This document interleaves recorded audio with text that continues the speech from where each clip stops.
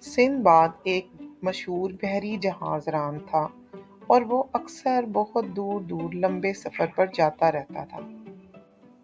Sinbad ने अपने बहरी सफ़र का आगाज़ किया और समंदर के बीचों बीच अपनी कश्ती के हमरा जा पहुंचा, जहां और भी बहुत से मल्लाह और जहाज़रान उसके साथ समंदर में मौजूद थे। समंदर के बीचों बीच अभी वो पहुंचे ही थे कि एक तूफान ने उन्हें आ लिया। तूफान इस कदर शदीद था कि उनकी कश्ती गोते खाने लगी और उनके जहाज के अंदर आहिस्ता आहिस्ता पानी भरना शुरू हो गया।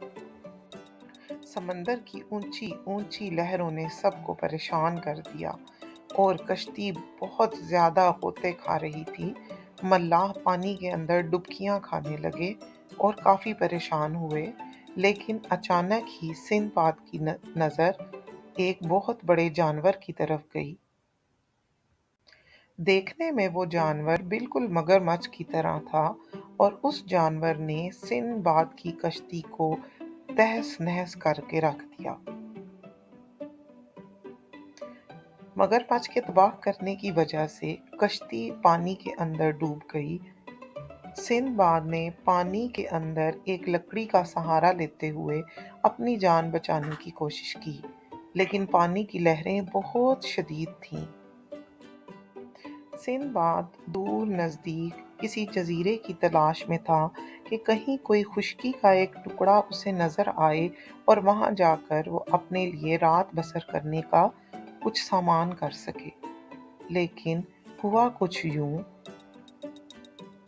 कि वो अपनी कश्ती के ऊपर खड़ा हो गया और डूबते हुए सूरज के साथ उसका दिल भी परेशान था कि अब वो किस जगह पर जाकर अपने आप को सहारा दे, क्योंकि उसे भूख भी बहुत लगी थी और खाने के लिए भी कुछ नहीं बचा था।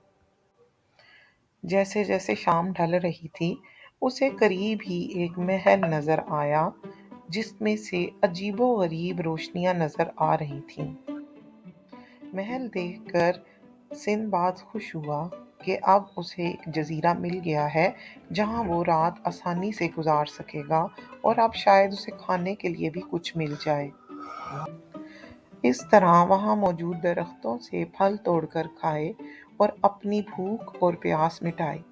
सिंदबाद अब कुछ सोचने के काबिल हुआ ही था कि अचानक एक चमकीली रोशनी नमूदार हुई और चीख की आवाज सुनाई दी। एक बहुत बड़ा परिंदा अपनी लंगड़ाती हुई टांग के साथ सिंदबाद की तरफ बढ़ रहा था। पहले तो सिंदबाद बहुत घबराया और इतना बड़ा परिंदा उसने जिंदगी में कभी नहीं देखा था। लेकिन जब उसने देखा कि परिंदे की आंखों में रहम की भीख है, तो उसने उसकी मदद करने का सोचा।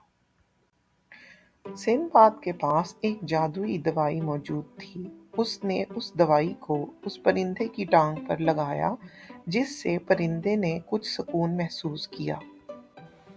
क्योंकि सिंदबाद ये चाहता था कि अब वो इस जजीरे से चला जाए और परिंदा भी कुछ बेहतर महसूस कर रहा था। जैसे ही परिंदे ने अपनी परवाज़ लेने का इरादा किया, तो सिंदबाद भागकर उस परिंदे के ऊपर बैठ गया और उड़ते उड़ते परिंदा सिंदबाद को उस दूर ले गया और उसके साथियों से जा मिलाया। जब बाकी मल्लाहों ने सिंदबाद को देखा तो बहुत खुश हुए और सिंदबाद अपनी बहादुरी और अक्लमंदी की वजह से इतने मुश्किल हालात में भी कामयाबी के साथ अपना सफ़र मुकम्मल करते हुए आगे चला गया। सिंदबाद की कहानी आपको पसंद आई है तो लाइक तो बनता है ना। चलें, चैनल को सब्सक्राइब करें ताकि आपको इस तरह की कहानियाँ देखने को मिलती रहें।